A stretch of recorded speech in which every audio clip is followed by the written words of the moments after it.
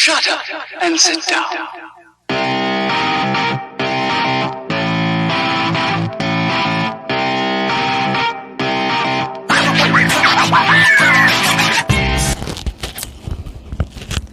Okay. Greetings, everyone. How are you guys doing today? It's me, 𝓛𝓸𝓬𝓮, your romance author.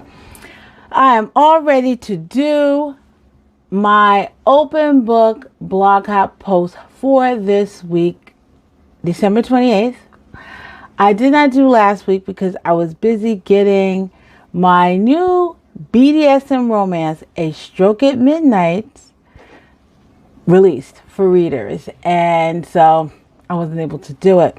And I also had this great author takeover because my new book, A Stroke at Midnight, is part of the Love and Lust at Lockdown series, which is a series of books featuring some great authors like 𝓛𝓸𝓭𝓬 and Jayla West, and there's more authors coming on all the time, so check that out and check out my new book. But let's get to the blog hop post. All right, now this week's blog hop post is, who's the boss, you or the story? What's going on with my glasses? Hold on a second. Sorry. There, but maybe I should do it without my glasses because now I've been listening. I've read it, but maybe I'll put my glasses back on. All right. Who's the boss? You or your story? Neither. The boss is the characters. The characters are the boss.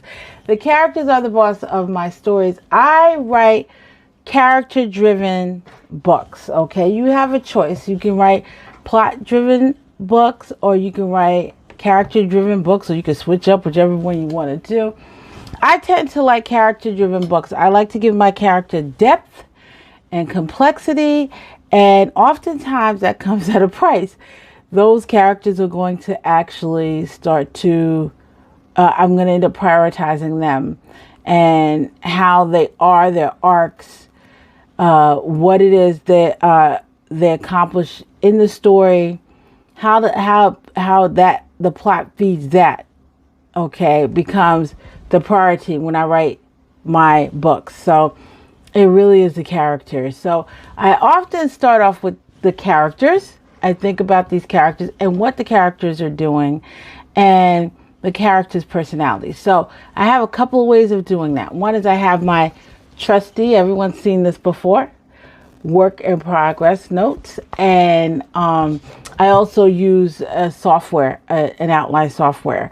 And that's because I find that I can't really do one or the other because ideas pop into my head. And so that I write them in my notebook and then I'll put them on the software, or as I'm typing somewhere, because my life is so busy, oftentimes I don't get to just type here in the office. This is the only place where the magic happens. Okay. I often will find myself typing in my bedroom, at the doctor's office while I'm waiting for the doctor or the dentist to see one of my little ones or something like that. And so I bring, my tablet, my portable little Bluetooth keyboard, and my notebook because I can't bring the software with me. And so oftentimes the character will change the trajectory of the plot. The character will also change themselves. So I get one example is in my book, Building on Broken Dreams. Okay. The antagonist, 𝓛𝓸𝓬𝓮, okay, who basically threw away the woman that he loves. He really wanted his voice. He wanted his voice. It wasn't just a matter of he played against the protagonists, Miriam and Adam. He wanted his own voice. He wanted readers to know more about himself. So I ended up integrating more of his story, more of his characterization into the plot. And it actually worked out really, really great because it wasn't just like this. He didn't become this like black hat, mustachioed villain. He kind of is just like, okay, well, yeah, but still, you didn't have to do all of that. And even just recently in the book that I'm finishing up for the Open Love series, book 3 with Rahma and Baz, one of the characters what I wanted to do is that actually this book is a crossover to a new series that I'm doing, a new novella series that I'm doing. And it's going to feature 3 men who work together doing some shady stuff. And so at first I had all the characters, all the main male characters, Desi, or South Asian, either from Pakistan or like Pakistani descent or Indian descent or something like that. And one character, Altaf, who you'll meet when the book is published, is just like, I'm not Desi. I'm just not. That's not what I am. Nothing wrong with being Desi, but I'm not Desi. I'm definitely North African. He just demanded it. And so even the whole series now, I was planning on labeling this series Desi Boys, Bad Desi Boys, or Naughty Desi Boys, or something like that. It's working title. But now I can't, because one of my boys is like, I'm not Desi. So definitely the characters are the boss of the story. Okay, their characterization, the plot of the story, and even the series.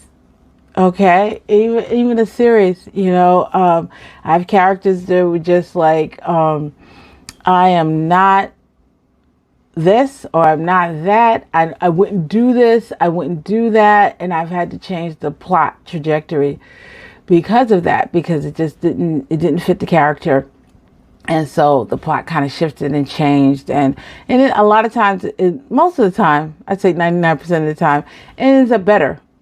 And the character ends up better. If I stay true to the characters and true to who the characters are, then I end up giving readers a much better story, which is the whole purpose for me putting pen to paper or clicking the keyboard, which is my favorite way of writing. So absolutely, the characters are the boss. They drive everything. And I've had fights with them in my head.